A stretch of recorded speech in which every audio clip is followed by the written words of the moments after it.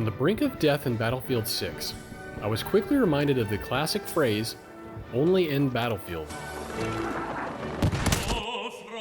Yeah, that's me, and you're probably wondering, how does this clip end? Between two face-to-face snipers, it could go either way. Or more importantly, you're probably wondering whether Battlefield 6 is a return to glory for the franchise. First subscribe, and now, let's roll the tape. Didn't see that coming. In most ways, Battlefield 6 gameplay creates plenty of those wild and random, only in Battlefield moments time and time again, with a back-to-basics approach. Oh yeah. From Conquest rounds and the Battle Royale to the single-player campaign, you're in the right place if you want a comprehensive Battlefield 6 review. And from someone who has played since the early days of 1942, you're getting it straight from a longtime Battlefield fan. Oh. Jumping into the game, most players will agree that the movement, gameplay, and controls in Battlefield 6 are simply top-notch. From climbing, crouch sprinting, and diving, to healing your teammates, aiming, and generally kicking butt in Battlefield. Well, it just feels good to be back, running around amongst the tight cities or sprawling landscapes. But I would say it's fair to compare the gameplay speed to Call of Duty, with the Zoomer and Battle Dad discussion coming to mind. Oftentimes, the feeling you'll get while playing all really stems from the map you're playing on. The game launched with 9 maps, and there's more on the way. But the big maps, like Operation Firestorm, Mirak Valley, and Sobek City, will have you feeling the classic Battlefield vibes the most. There's plenty of space to sneak around and wreak havoc on the other team. And they take advantage of what Battlefield is generally thought of, large-scale operations, giving players a chance to hoof it on foot or vroom it by vehicle. The others, like Siege of Cairo to Iberian Offensive, are the meat grinder type maps for players simply wanting to run and gun. If you can find Saints Quarter in other game modes, it makes for the most congested gameplay, if that's your thing. And it's with these smaller maps where you really see and feel more of that Call of Duty type of speed, with all the quick corner, sliding and diving, trigger-happy combat. Whoa. Season 1's Blackwell Fields also makes for a visually striking map, even if it feels constricted by its tight borders. It's disappointing that the Levolution-like events or map-altering weather haven't returned so far. Many of the classic modes have returned for Battlefield 6, and play as you'd expect for player versus player gameplay. Conquest still comes across as the all-around mode to hop into. Breakthrough and Rush provide that focused combat feel as players fight over specific objectives, but Escalation is the new addition that's made for an interesting change of pace. It plays more like a tug-of-war battle over Conquest-like objectives, but once a team holds specific points long enough, a capture point is removed from the area, and players fight over a shrinking battlefield. It's a mode I've enjoyed a lot, almost like a cross between Conquest and Breakthrough. And not to break up the big again, but the large maps have the best designs for capturing objectives, where it actually feels like you're taking a strategic point of some kind, versus just nabbing a courtyard or building in the smaller maps.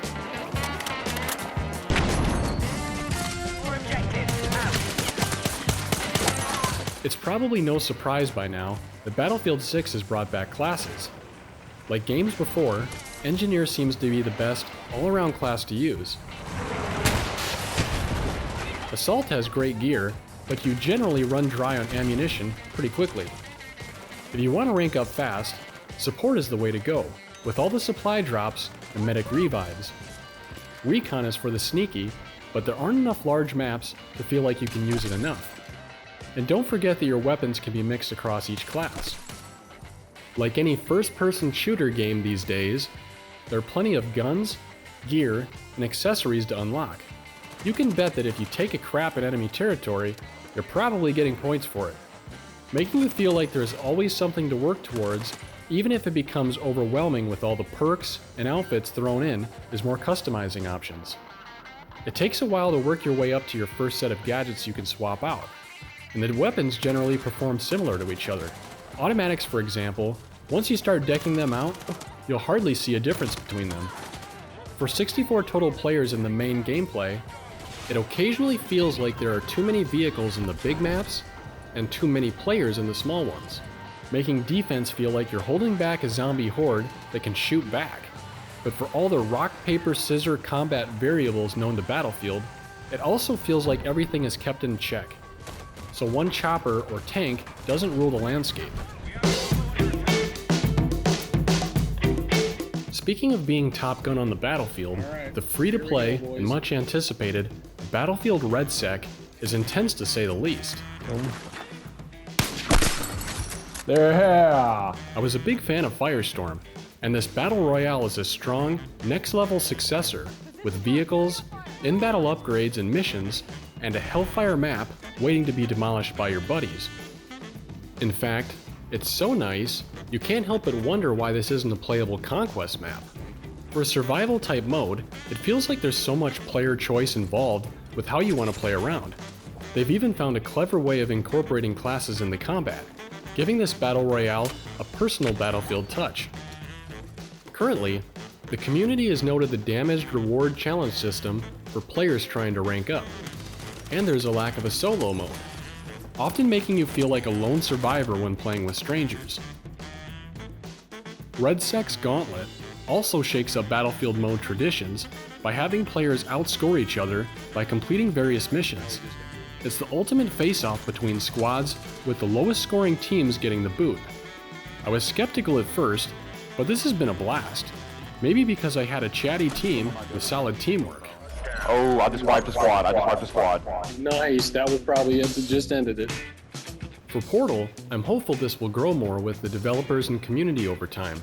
One of the saving graces from Battlefield 2042 was its version of Portal, where players could engage over some of their favorite eras from Battlefield lore, from 1942 to Bad Company 2. But currently in Battlefield 6, it's more of a make-up-your-own-rules sandbox, similar to Grand Theft Auto Online, where players would race vehicles or practice gameplay. Currently, there doesn't seem to be a big audience for this just yet, maybe because there's just so many other things to try.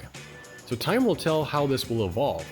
Hopefully, we can get more classic Battlefield options, or see players whip up some great community-made content. To fully round out this game, filled with all sorts of perks for multiplayer fans, Battlefield 6 brings back a single-player campaign.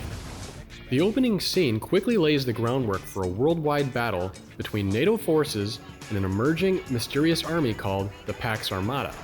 What they want, or what they're after, isn't really the point, and neither are the actions of what you do. Within just a few minutes, you are attacked and sent to destroy some servers with your squad, and lots of combat ensues like a $1 billion budget Michael Bay film.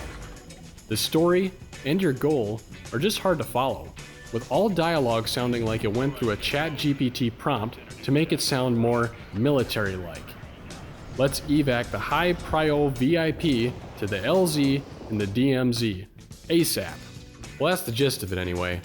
It might serve as a decent tutorial for how to play, but needless to say, if you enjoy single player, it's at least something to burn through in a few hours.